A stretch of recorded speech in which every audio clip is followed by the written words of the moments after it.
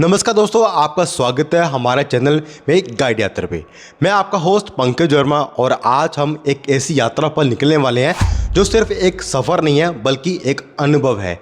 एक आध्यात्मिक अनुभव है और हम बात करने वाले हैं भगवान बद्री विशाल के धाम बद्रीनाथ की।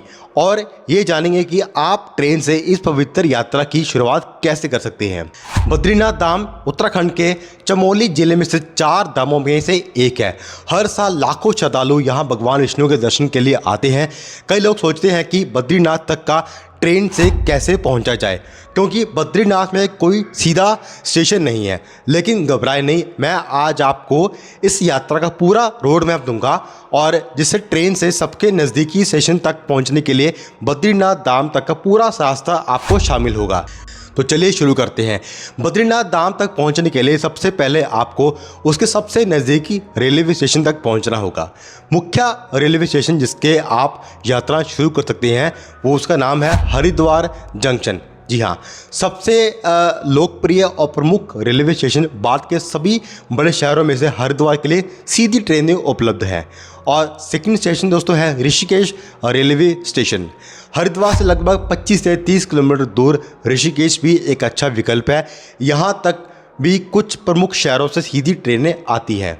और तीसरा स्टेशन है कोटद्वार रेलवे स्टेशन।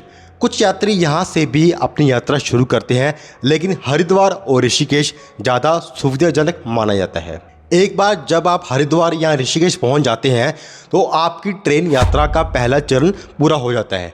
अब शुरू होता है सड़क मार्ग का सफ़र, जो रोमांच से भरा और बेहद खूबसूरत होता है। बस या टैक्सी हरिद्वार या ऋषिकेश से रेलवे स्टेशन से आपको बद्रीनाथ के लिए सीधी बस मिल जाएंगी और ये बसें सुबह के समय चलती है, क्योंकि पहाड़ी रास्तों पे रात का सफ़र करना सुरक्षित नहीं माना जाता। आप चाहे तो प्राइवेट टैक्सी भी बुक करा सकती हैं, जो थोड़ी सी महंगी होती है लेकिन ज़्यादा सुविधाजनक होगी। तो दूरी की बात करते हैं। हरिद्वार से बद्रीनाथ की दूरी लगभग 320 और 330 किलोमीटर है और इस सफ़र के करीब 10 से 12 घंटे का समय लगता है। ऋषिकेश से थोड़ी दूरी कम होती है, 290 से 300 किलोमीटर होती है। और रास्ते में पहाड़ पड़ने वाले मुख्य जो पड़ाव है, यह रास्ता बेहद ही सुंदर और नज़ारों से भरा होता है।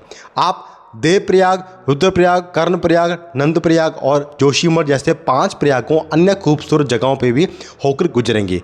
रास्ते में आप अलकनंदा नदी को भी अपने साथ बहुत सुंदर देखेंगे। रास्ते में आपको कई जगहों पर रुकने और आराम करने के लिए मिलेंगे। आप अपनी सुविधा के अनुसार रात में किसी भी पड़ाव पर रुककर अगले सुबह या अपनी यात्रा फिर से शुरू कर सकते हैं। खासकर अगर आप अपने परिवार के साथ यात्रा कर रहे हैं तो जोशीमठ बद्रीनाथ से लगभग 45 किलोमीटर पहले एक महत्वपूर्ण पड़ाव है, जहां से आप औली भी जा सकते हैं।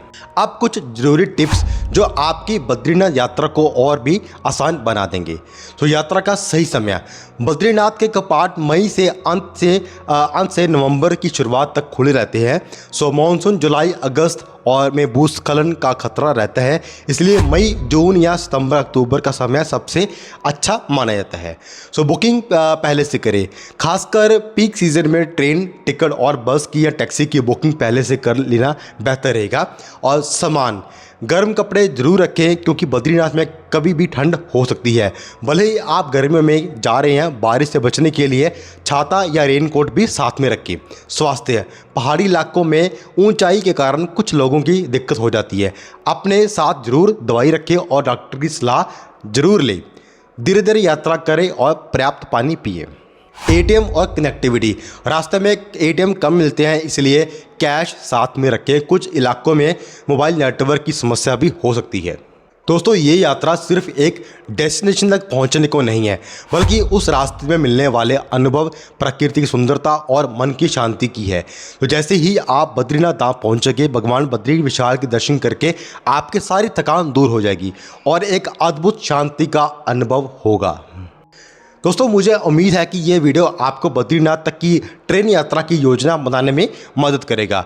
अगर आपका कोई सवाल है तो कमेंट सेक्शन में ज़रूर पूछें। इस वीडियो को लाइक करें, अपने दोस्तों और परिवार के साथ शेयर करें जो बद्रीनाथ जाने की सोच रहे हैं। तो हमारे चैनल को सब्सक्राइब करना ना भूलें, ताकि आप ऐसे ही तरह यात्रा गाइड्स को देख सकें। जल्द मिलेंगे एक और नई यात्रा के साथ। तब तक के लिए अपना ध्यान रखें, यात्रा का आनंद लें। जय बद्री विशाल।